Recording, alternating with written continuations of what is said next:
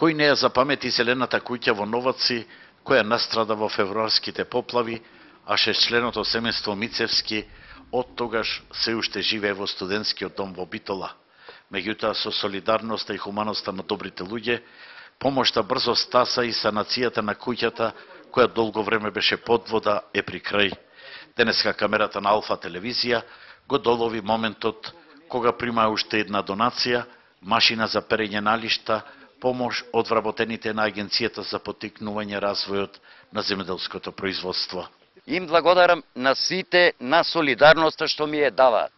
А посебно денеска му благодарам на Агенцијата за развој за земјоделие, на сите вработени.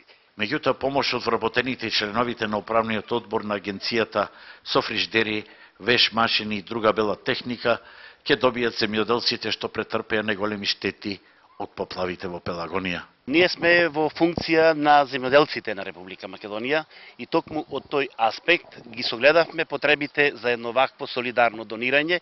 Хуманиот гест и хуманитарноста кај населението се уште постои, само треба да се разбуди тоа и да почнеме да се помагаме едни на други. Денешниот чин на солидарност опфати земјоделци од Новаци, Вашарейца, Ношпал и Чарлија. Од земјоделците за земјоделците, порача од Агенцијата.